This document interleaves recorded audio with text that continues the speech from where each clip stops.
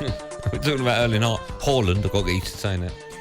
Listen, he is, 21 years old. He's probably the most sought-after, not just striker, but player in world football. Would you say that? I know Mbappe's gone a bit crazy at the moment, but would you say that? Yeah, he is. I mean, he seems to be the one that, whenever you hear about some of the top teams talking about their team and building a team for the future, he always seems like he's the final piece. Like, you put him in Manchester City's team, right, they've got the final piece. Yeah. You put him, like Chelsea, Lukaku was supposed to be that final part of the jigsaw. He doesn't work. Could make Haaland could be Haaland. He could be the centre forward for Liverpool.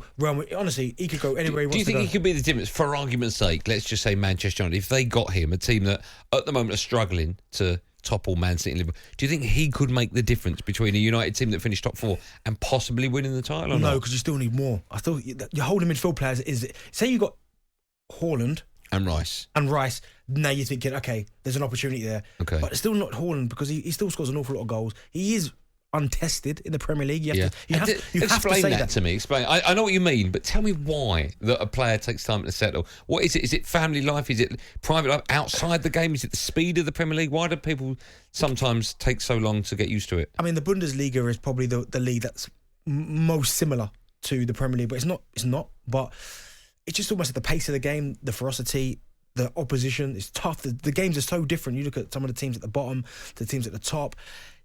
We've seen very, very good strike, and Chelsea have got a long list of them, by the way. Mm-hmm. We have seen very, very good centre forwards come over to this country that have been superstars elsewhere and absolutely struggle. Mm-hmm. So there's no guarantee. I think he'll be a success if he comes to the Premier League. I've got no doubts about that. But there is a question mark attached to it. But he's been superb. I mean, he is the most coveted player in the world. Obviously, everyone knows his price tag as well. So I'm sure all these teams are getting their packages ready for him. But when you look at even the goals that he's got at the last few seasons, I mean, what he got, his first season he got 13 in the league, 16 and 18 in total.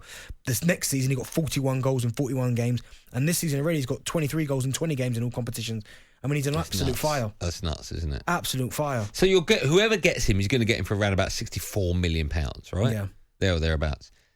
So now we're talking about the decision in which he will make as to which club he's going to go to would be based, I'm guessing, on two things: the clubs that come in for him and the amount of money. He'll have an idea right now where he wants to go, 100%. Yeah, but a lot of it will be down, because he's obviously managed incredibly well, you would assume. If there's two clubs that are fighting out, I would imagine the one that's going to offer the most for weekly salary is going to be the one that gets his signature. Yeah. Let's just say, I think geography will play a part as well. But let's just say Man City and Real Madrid both want him. Yeah. Right? And he doesn't mind. I'm not happy with... And Man City are offering £1 million a week and Real Madrid are offering £500,000 a week. He's gonna take the money, understandably. I've got no problem with that. Do you think if you're getting a player, one of the best players in world football, potentially for the next 10, 12 years, he's only 21, £1 million a week, is that madness? Yes, madness. I'm not giving him no £1 million a week. But we've seen two of the greatest players, potentially, not even potentially, two of the greatest players ever to play the game in Ronaldo and Messi, go toe-to-toe at it for a decade. None of them would have got, £1 million a week? You're talking about two of the greatest ever.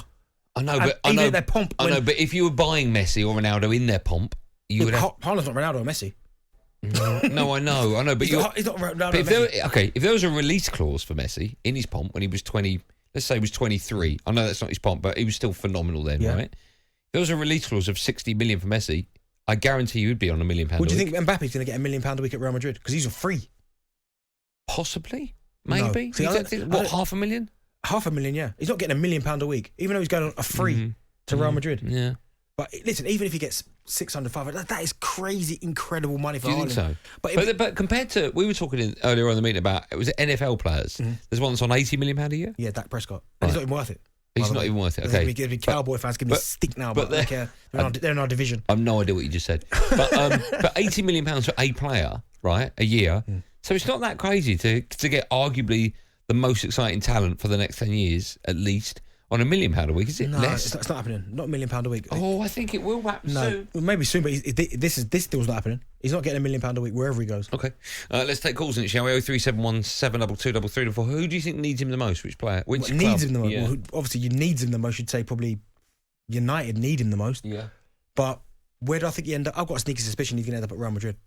What, with Mbappe? Well, Mbappe's a free. Yeah, but you think they'll have both of them? Well, they spoke about it. It wouldn't surprise me. Oh, my goodness. Imagine them three and Vinicius Junior on the other side. Okay, let's go. Jordan is a Man United fan. Hello, Jordan. How are you? Hello, guys. Can you hear me? We're loud and clear. You all right? Can you hear us? Yeah, perfect. Yeah. Yeah, I'm all good. How are you two? All good? We're we're all good, good, thank mate, you we're for good. asking. Are you all right? Everything okay in your world? Yeah, all good. Just driving home from work. I agree with that. I think United obviously need a striker. I don't think Ronaldo personally will stay at the end of the season. I think he'll be gone. I think obviously our CDM position probably needs to be fulfilled better than our striker really at the minute. Probably United City probably most likely will need him, but City obviously have played so well without a striker for 2 years now. Liverpool have Diego Jota, who's probably banging in goals at the minute. But I think he is worth £1 million, really. I think he's a top striker. I think if anyone gets him, he's going to be scary, he's going to be pacey. I don't think he'll fit in Chelsea, really, because I think personally, he's kind of like Lukaku. If you look at the way he plays, he's a bit quick, he's fast, he's strong. And you can see how Lukaku's not doing very well at the minute. I just don't think he'll suit into Tuchel's way. But yeah, I think United City probably are going to be the top two in the Premier League who probably want it the most. So, Okay, Jordan, thanks for that. Just quickly, talking about Man, I'll go to Dan in a sec. If you look at Man City, right, they want Harry Kane. Mm-hmm. Right, let's say they get him for 120 million. Yeah. Right? I think that's fair, yeah? Yeah. Give or take. And then they're going to put him on, let's just say, how much will he be on a week? So they'll give him 400. Right, 400. 400. So he's on 1 point, let's say for round numbers, 1.5, 1.5 a month, right? So that's 18 million a year, right? That's times 3, to say it's a 3 years, that's 54. So you're looking at about £175 million to get Harry Kane, right? If you get Haaland for 60 million, right, you've got 110 million to play with in wages for 3 years, which is about £1 million a week. He's not getting that. £1 million a week. That is breaking every team on the planet's wage structure. No, but it's the same, but you're getting a 21-year-old. Doesn't matter. There's no difference. It doesn't The matter. outlay is exactly the same. No. Who would you rather have? Out of who? Haaland and Kane. In the Premier League right now? Yeah. Ooh, what a question that is. Same money it's going to cost you over 3 years. Who do you want? Right now? Yeah. Probably Kane, because I know what I'm getting. For the next 3. For the next 3 years? Yeah. Probably Kane. I know what I'm getting. Oh, yeah. Let me just look at the crash. Harry Kane or Mbappe? Sorry, Harry Kane or Haaland for Right the now. next 3 years. From now, for the next 3 years. Who wants Harry Kane? One? Kane. One. Wow, okay. Let's ask Dan, Norwich fan. Hello, Dan, how are you? Yeah, good, thanks. Hi, Andy. Hi, Darren. How are you doing? I'll All ask you that question. For the next 3 years, not Norwich, obviously, but for the next 3 years, who would you rather have, Haaland or Kane? I don't think Dealey would be splashing out that sort of money on him anyway. There's a part of me that wants to shout out, oh, come on! I don't think that he'd do it for Man City anyway. I don't think they really need that all-out striker, so I don't think they'd be going for Kane either. I agree with what Jordan was saying earlier in a lot of respects, but I think he'd probably be wanting to go to Real Madrid as opposed to coming into the Prem. Who would you rather have, though, out of the two, Kane or Haaland? Well, for Norwich, I'd be looking at Haaland, Okay. the two players.